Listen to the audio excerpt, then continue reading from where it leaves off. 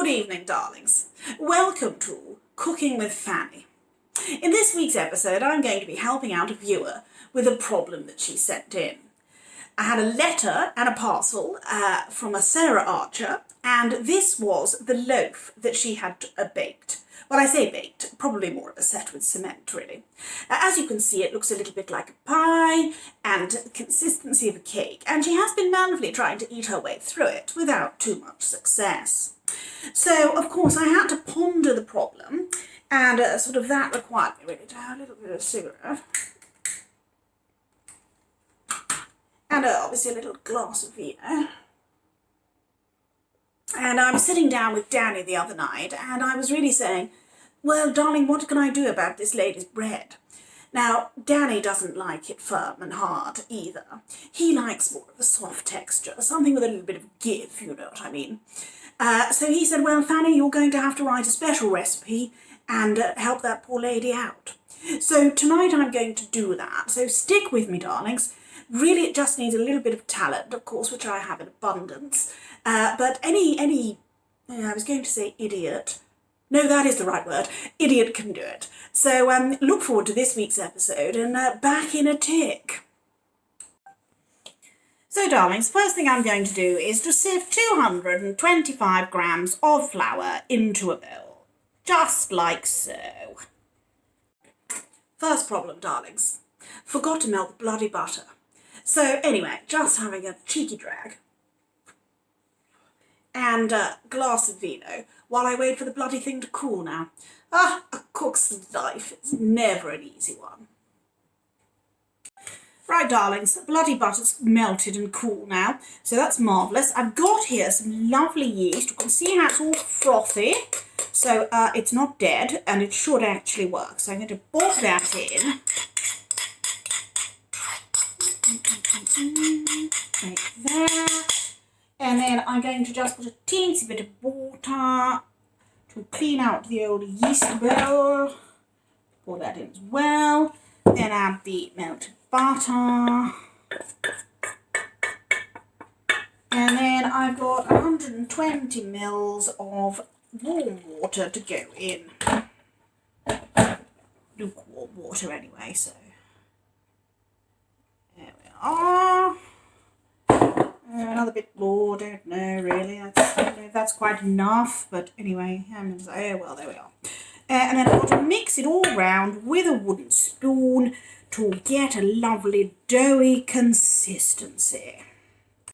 So now, darlings, I'm going to turn out my lovely dough onto a lightly floured surface. There we go. I mean, darlings, look at that kneading. Danny always says I have a fabulous wrist action.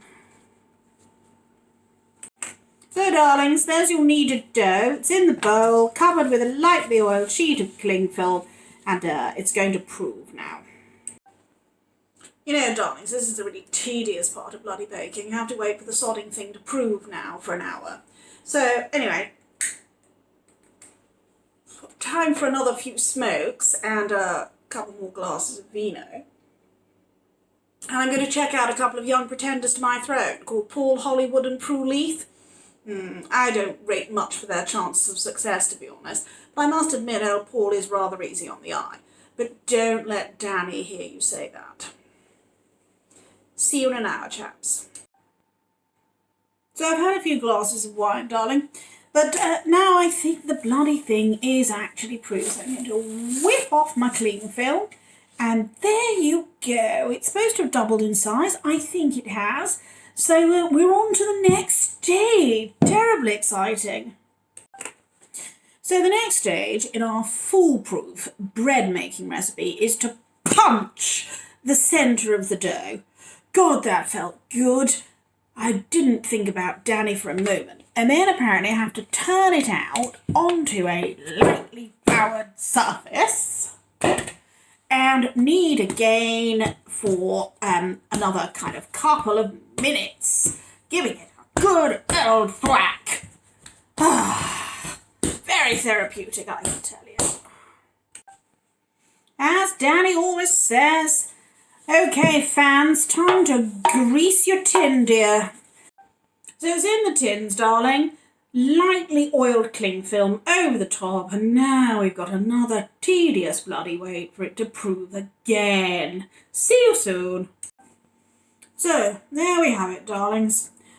Bloody thing's proven and risen again, so all that remains to do now is just glaze it lightly with some beaten egg, taking care not to get it onto the sides of the tin. Well, that would be a miracle if I managed to do that. And then we're going to bung it in the oven for 30 minutes and then see what we've got when we bring it out. Time for another smoke and another drinky, and then see you then. So, darlings, after what seems like 100 hours, we've finally got a loaf of bread.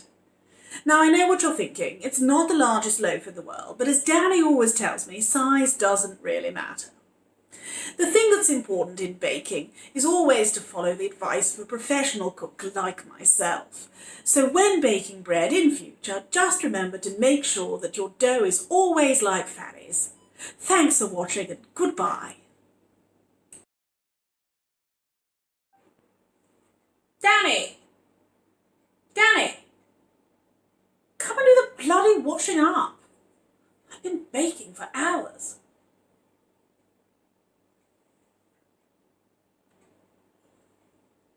Honestly, men.